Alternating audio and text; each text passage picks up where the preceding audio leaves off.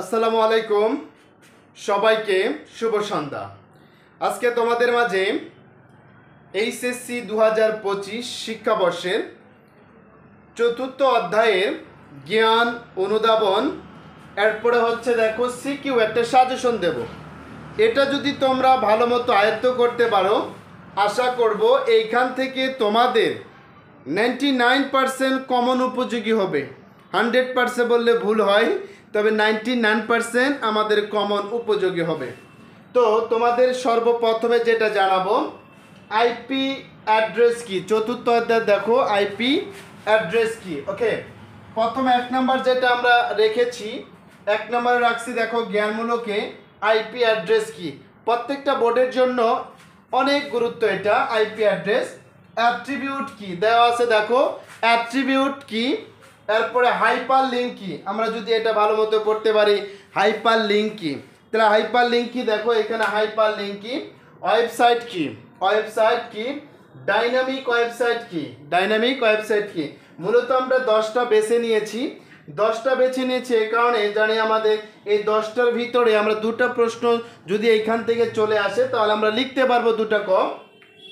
Website কি, dynamic website কি, তারপরে বলছে শুধু দেখো এখানে ওয়েবসাইট কি আবার চলে আসছে। এখানে আমার দুটো হয়ে গেছে, এখানে ওয়েব প্রোটোকল হবে। মূলত এটা হচ্ছে web protocol, web protocol protocol, এটা হচ্ছে ওয়েব প্রোটোকল কি। এরপরে দেখো search engine, very very important একটা আমাদের জ্ঞানমূলক।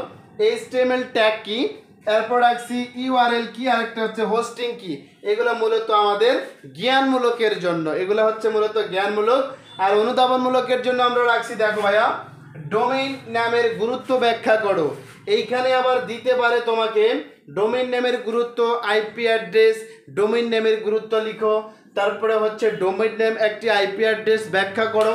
এই প্রশ্নটা অনেকভাবে দিতে পারে।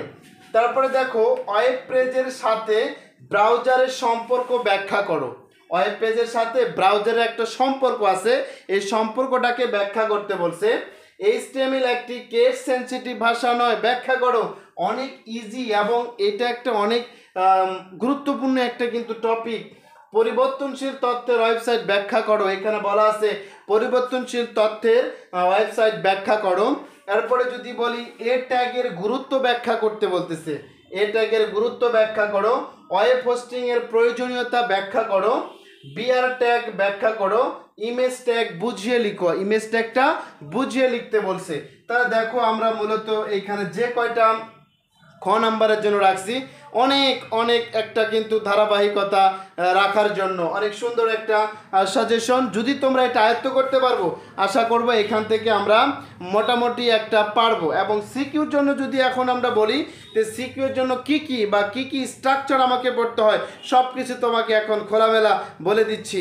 তোমরা একটু ভিডিওটি দেখতে থাকো, দেখলে বুঝতে পারবে আসলে সিকিউ আমাদের প্রশ্ন কোথা থেকে হয়, সিকিউটা কোথা থেকে আমাদের মূলত হয়ে থাকে সেটা আমরা দেখব।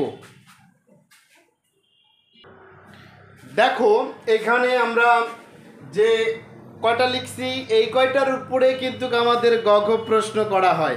তোমরা হয়তো ভাবো যে আসলে গঘ প্রশ্ন কোথা থেকে করা হয়। গঘ প্রশ্ন হচ্ছে মূলত আমাদের এইখান থেকে। ওয়েবসাইট ও ওয়েবসাইটের কাঠামো। স্যার ওয়েবসাইটের কাঠামো এটা কি ভাইয়া বুঝলাম না, এতদিন তো খালি ম্যাথ করলাম, আসলে এটা কি। শুনো, ওয়েবসাইটের কাঠামো হচ্ছে এখানে কিছু মৌলিক কাঠামো আছে, যেমন টেবিল, তোমাকে এইচটিএমএল, তারপরে হচ্ছে বলতে হবে এইচটিএমএল বডি, তারপরে হচ্ছে এখানে আমরা হচ্ছে হেড টাইটেল, এগুলো হচ্ছে আমার কাঠামো। এই কাঠামো সম্পর্কে জানতে হবে। তারপরে এখানে আছে তোমার আরও হায়ারকিক্যাল ট্রি কাঠামো। হায়ারকিক্যাল মাঝে মাঝে দিয়ে দেয়, দুটো প্রশ্ন এখান থেকে দিয়ে দেয়, হায়ারকিক্যাল বা ট্রি কাঠামো। এই যে এখান থেকে প্রশ্ন করা হয় নিচের কোনটি, আচ্ছা এটা কোন কাঠামো, যদি আমরা বলি সেটা হচ্ছে ট্রি কাঠামো, হায়ারকিক্যাল কাঠামো, এইগুলোর থেকে কিন্তু প্রশ্ন করা হয়। তারপরে বলছে হাইপার লিঙ্ক, হাইপার লিঙ্কের কিন্তু ব্যবহার থাকবে গঘতে। তারপরে হচ্ছে টেবিল, এই টেবিল ট্যাগ কিন্তু আমাদের এখানে ব্যবহার করতে হয়। টেবিল ট্যাগ তোমরা কি নিশ্চয়ই জানো, টেবিল অনেক শিখছো তোমরা। তারপরে দেওয়া আছে লিস্ট, লিস্টের ব্যবহার থাকবে। আরেকটা হচ্ছে তোমাদের এখানে ইমেজের ব্যবহার থাকবে।